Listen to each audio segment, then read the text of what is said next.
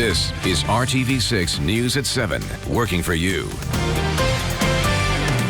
And thanks for joining us here at 7 o'clock. I'm Mark Mullins. And I'm Amanda Starrentino. Our live drive camera is on the road right now, keeping an eye on storms and any damage we might see tonight. Let's go right to Storm Team 6 Chief Meteorologist Kevin Gregory. And probably tree limbs and trees down. That's been the history so far. This is out in Putnam County, Greencastle, on the campus there of DePaul University, and these trees have been whipping. That has been the history. 60 to 70 mile per hour winds as these storms move in ahead of the rain, and then you get that torrential rainfall. With the wind gusts, we've had numerous reports of power outages in Tippecanoe County, east toward Rossville along State Road 26, then also in the Attica area. I anticipate that to follow the line to the east across all of central Indiana. Some isolated flooding may be an issue too in areas that had the heavy rain this morning. There's the overall watch until midnight. I doubt if it'll last that long. We've got thunderstorm warnings from Crawfordsville to Lebanon to Frankfort, Tipton, and Kokomo. Let's go in and check out this line. It's solid, so we should all see the thunderstorms from Peru just coming into Howard County, where we had a report of a 70 mile per hour gust by train spotter, then down to Lebanon and Greencastle. That moves to the east and will move through all of Marion County by the time we get to about 7:30, at least cut through half of Indianapolis. Look at this line from St. Louis all the way up into lower Michigan.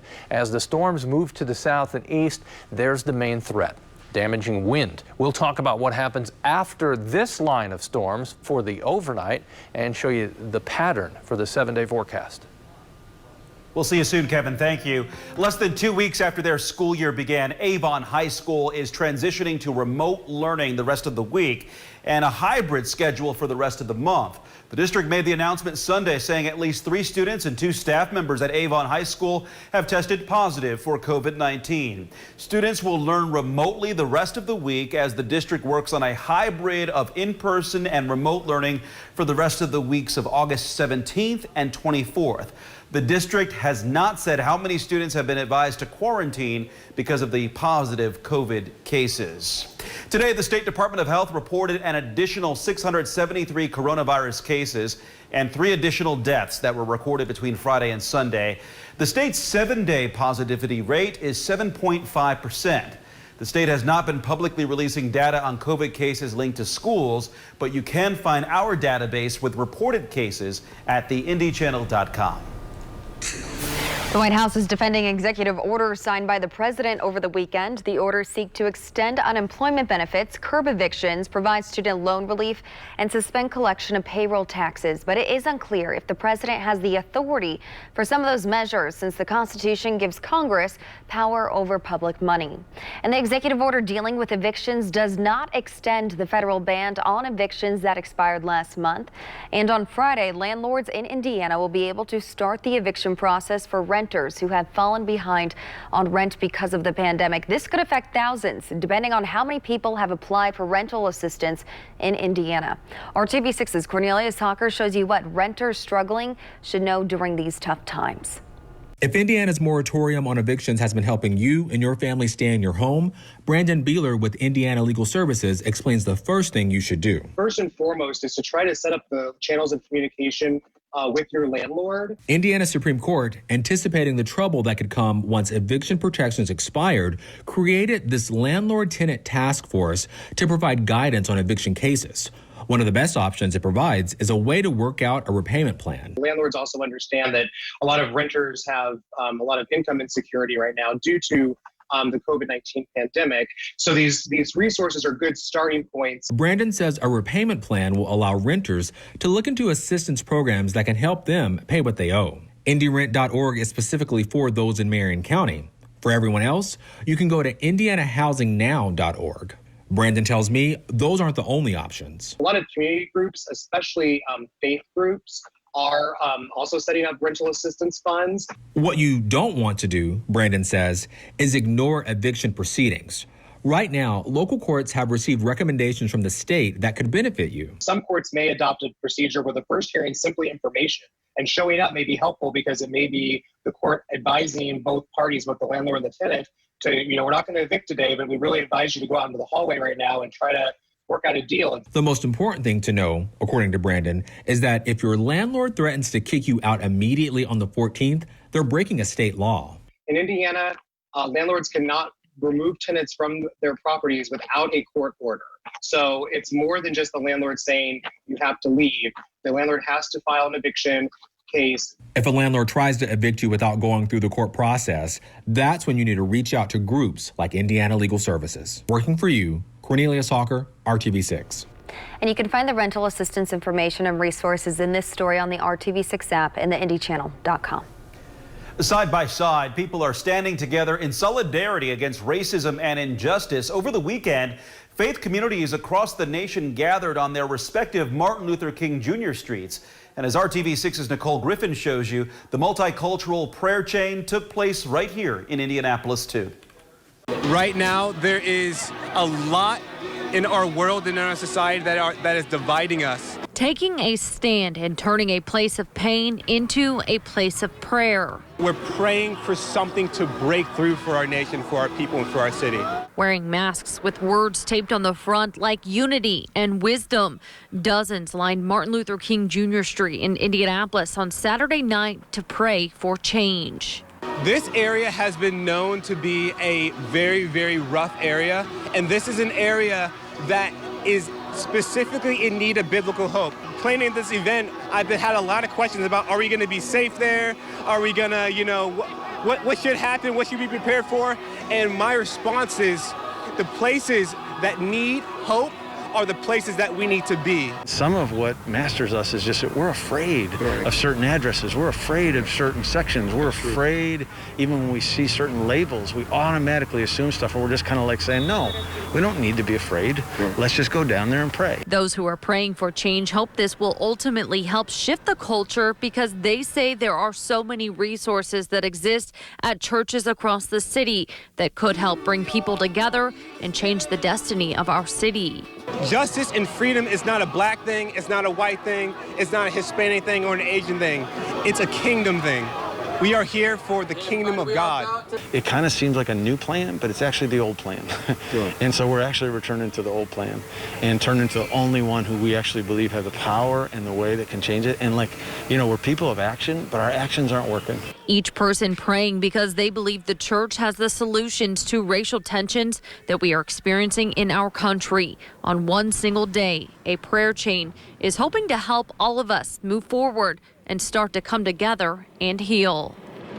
And that was our Nicole Griffin reporting. Pray on MLK is a project by Civil Righteousness, a nonprofit based in Ferguson, Missouri. The group was formed to pray for the emergence of a new breed of leadership to address this historical racial divide in America. Discussions on hate and racism can be difficult, and that's why every Tuesday this month, RTV6 and Radio 1 will host a conversation exploring racial issues in central Indiana. The next topic is called The Now, the current racial climate in our community. You can watch tomorrow at 5 p.m. on the RTV6 Facebook page. The pandemic is forcing business owners to get creative in order to stay open as some statewide restrictions remain in place. We have showed you restaurants launching curbside delivery and other businesses launching online stores. Nicole Griffin is showing us how a local catering company impacted by event cancellations is now serving Hoosier families.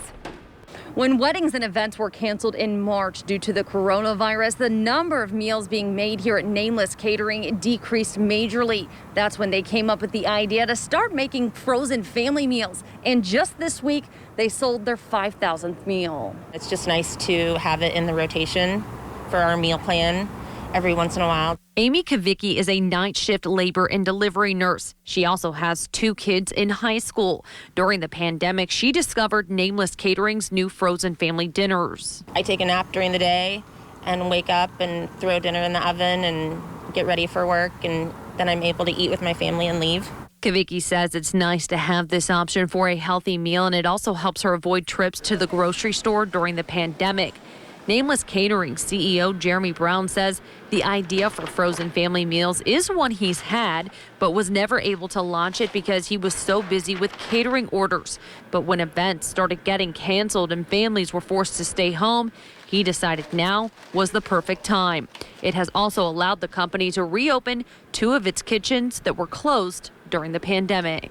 We realized that people couldn't go to the grocery, didn't want to go to the grocery, felt unsafe. Being able to reopen our Anderson kitchen, initially that kitchen was 100% doing frozen meals. Now it is doing some catering now as well, but initially when it was doing 100% frozen, I mean, that was bringing back jobs. Now with weddings and events picking back up, Jeremy says they are busy again, but that doesn't mean frozen meals will be discontinued.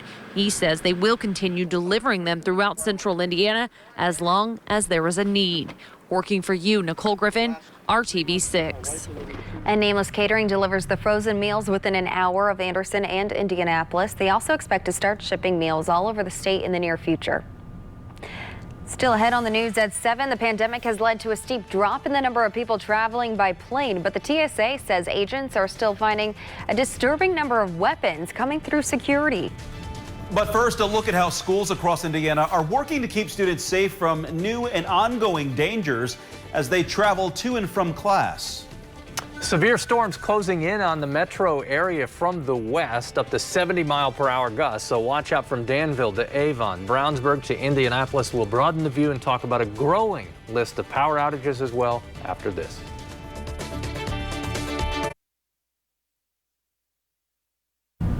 The pandemic has forced schools to raise the bar for their students and staff. Some buses now have cameras that can identify a driver's face, car type, and license plate if they violate the stop arm. Our Kelsey Anderson has more on one school district's work to keep your children safe. Earlier this month, Governor Eric Holcomb announced extra patrols will be in place across the state to ensure the safety of kids as they get on and off the bus. I spoke to Derek Shelton at Mount Vernon School Corporation, and he tells me last school year they had 32 stop arm violations. Luckily, no one was hurt, but he says he's glad he has a good relationship with the local police departments, and the governor has ordered extra patrols. Yeah, we have a great relationship with the Fortville Police Department and McCordsville Police Department, and they are always help us. So if we have a tendency of somebody that's always we can see running the stop arm, we will call them and they will always come out and set up a spot where hopefully we can catch these people and keep things safer for our staff. In a press release, Governor Holcomb said, "We're sending a clear message that driving with anything less than your full attention is unacceptable." And Mount Vernon schools are also working to prevent the spread of COVID-19 on school buses. They are assigning students seats and requiring them, as well as bus drivers, to wear masks. Each bus will also be sanitized after every route. Kevin. Here come the severe storms for the metro area with a history of 50 to 60 mile-per-hour winds in this particular band. We've had wind gusts to up to 70 in spots. We'll expand our view, talk about the severe threat on the other side of this coming up.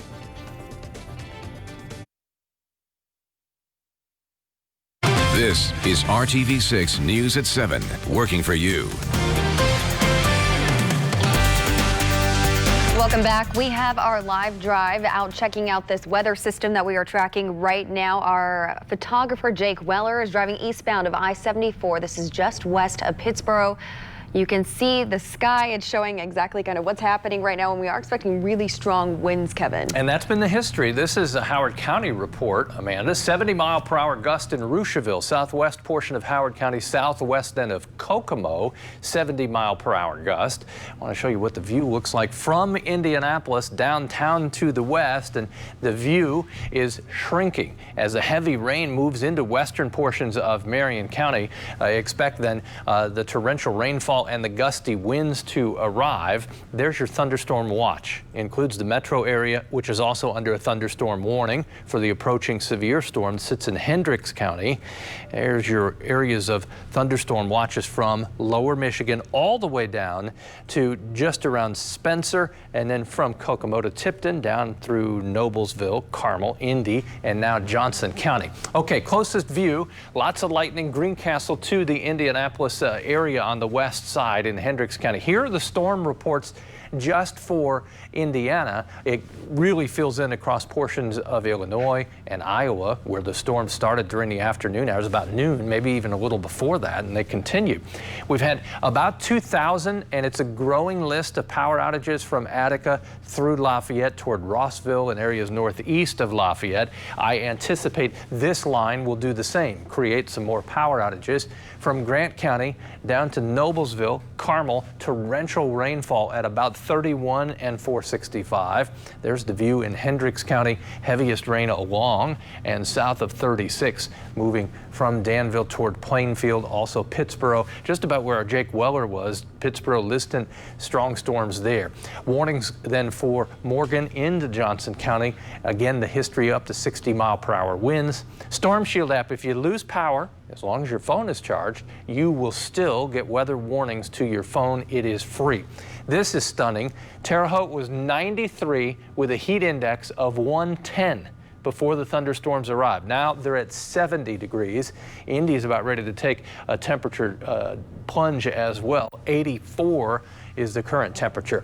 There's your consistent daily chance for showers and thunderstorms. Severe weather threat not expected overnight. So after this line of storms, although we may have additional thunderstorms, not likely to be severe.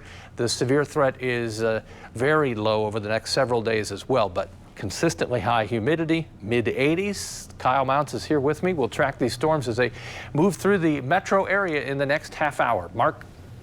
We'll see you soon, Kevin. Thank you. A surprising statistic from the TSA tonight. Even though the number of people flying has dropped 75%, the TSA is finding more guns. The Transportation Security Administration says the rate of guns found per passenger was 3 times higher this July than the same time last year. The guns were found by agents screening carry-on baggage, and the TSA says most of the weapons were loaded. This jump in passengers carrying guns, though, is not new through security. There was a 5% increase from 2018 to 2019. Technology is helping address one major problem magnified by the pandemic, senior isolation. Lindsay Boach shows us how this has some seniors learning new skills. It's something you do with little to no thought. Text a friend, FaceTime a relative, order something off Amazon. But for many senior citizens, this is all brand new. Technology slowly opening all these doors to different things. To watch videos, to watch YouTube videos. They've never seen anything like that. Connie Nelson works with the elderly who need assistance in their homes. She says introducing this generation that's used to delayed gratification to technology is playing a huge role in helping them get through this pandemic. This is just instant. You text a grandchild and they text you immediately. The technology Nelson's at-home caregivers are teaching the senior citizens ranges from texting to ordering groceries from Alexa. They're sitting there all day waiting. They're waiting for a phone call or they're waiting for a visit, and sometimes those don't come because everybody's busy. But once you hand technology to them, the response is there. And while most of this education is for entertainment purposes, Nelson says they're walking patients through telemedicine in hopes they'll continue using it in the future. I think at the time they're a little standoffish because it's like, no, he has to see me, he has to touch me, he has to, check my ears. And if they can get past, you won't get that physical exam, but you'll get that face-to-face where you can actually tell them everything that's going on. Teaching them skills like FaceTime and using social media like Facebook is keeping them connected to those who may not be able to visit right now. Once they learn it, it's so rewarding because they're staying up to date with what's going on in their loved ones' lives. And helping to cure the loneliness that can come with COVID-19. I'm Lindsay Boach.